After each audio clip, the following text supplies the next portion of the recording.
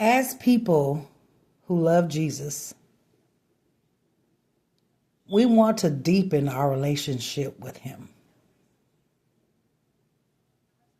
We want our personal relationship with God to just be locked, on lock,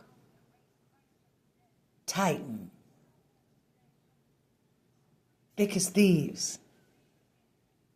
Whatever your terminology is for a great relationship.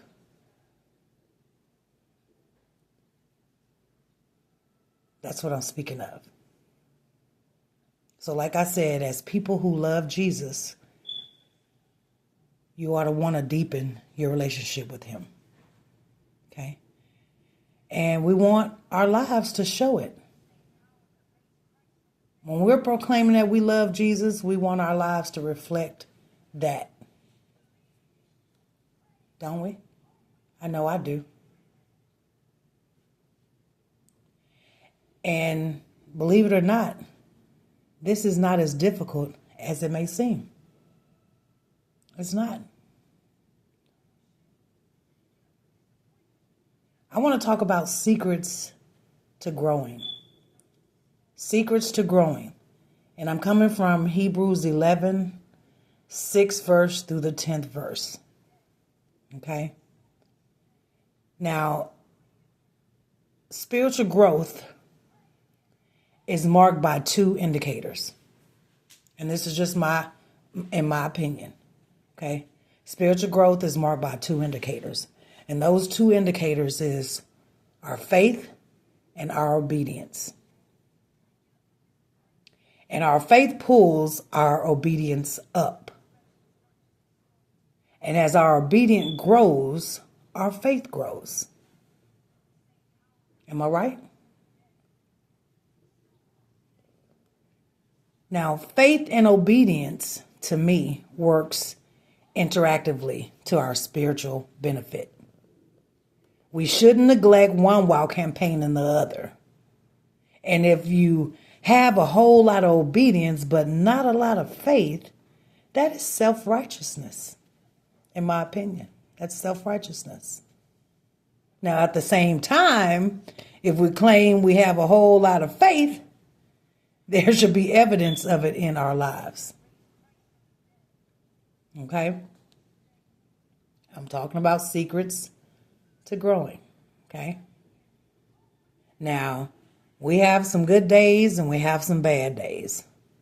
No day is perfect and we don't do everything right. But that is why we have Jesus. God is going to stand in for you and for me through Jesus Christ so we can have forgiveness. I said, God is going to stand in for you and for me through Jesus Christ so we can have forgiveness, y'all. Grow your faith and your obedience will begin to take care of itself. I guarantee you that. Growing in faith and obedience starts by knowing Jesus Christ. And knowing should result in growing. If you say you know him and you don't keep his commandments, you're fooling yourself. Do you think people should live out their beliefs? Because I do. Yes, of course they should. If not, they're inconsistent in my eyes, okay? If you say you know him and then do not follow his commandments, the gap between your words and your actions grows, and so does our, how we do it, our judgment, hypocrisy. That's where that forms, because you're saying one thing and living another kind of way. You're living another kind of way, but you're saying something different. That's where people get all this hypocrite stuff from. And when you say something, you should do what you say. When we say we're going to be faithful, we should be faithful. When we say we're going to be there, we should be there. When we say we're going to do something, we should just do it. And I think Hebrews 11 is a roster of believers who lived faithfully and obediently. They did. So I don't know why today we can't just follow their example. Okay? Of course, I know no one does everything perfectly.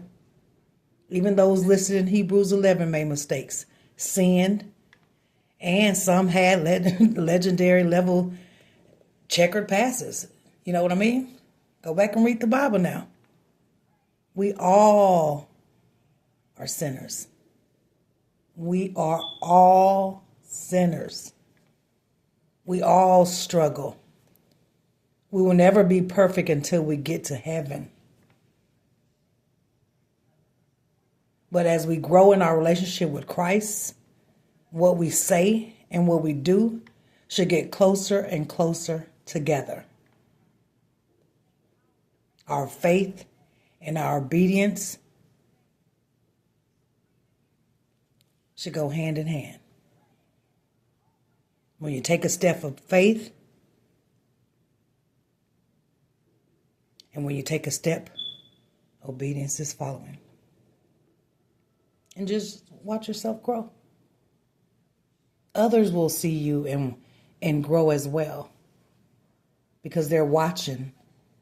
They're paying attention. They see your life. And y'all know that pleasing God is impossible without faith. Pleasing God is impossible without faith. Y'all know Noah warned about future events. He responded with holy fear and he built the ark, saving his family, which demonstrated his righteousness. And then Abraham obeyed God's call to travel to an unknown land, living in tent as strangers. And he lived this way alongside Isaac and Jacob because he was looking forward to a heavenly city designed and built by God. It was.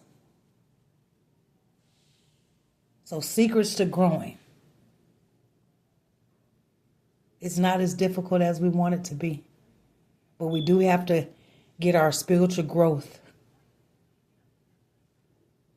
which is our faith and obedience in alignment with each other.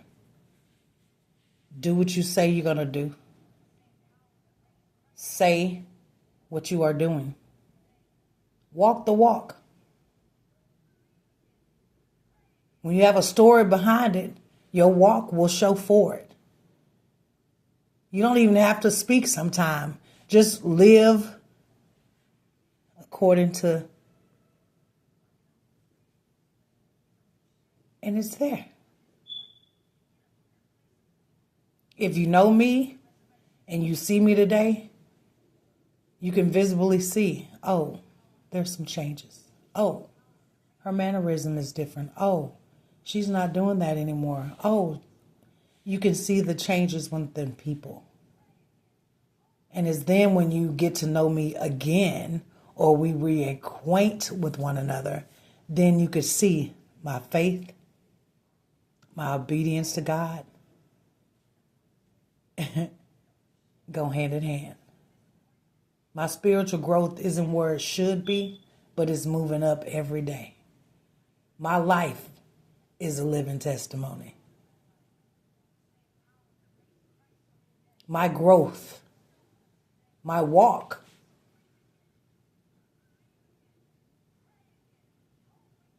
So the secret to growing, y'all,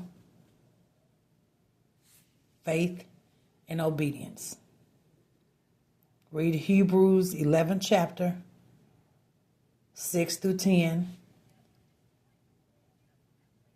Go over it. And that should demonstrate to you that faith is essential to please God. It's requiring belief in his existence. And he also reward for those who seek him. Until we meet again, y'all stay blessed.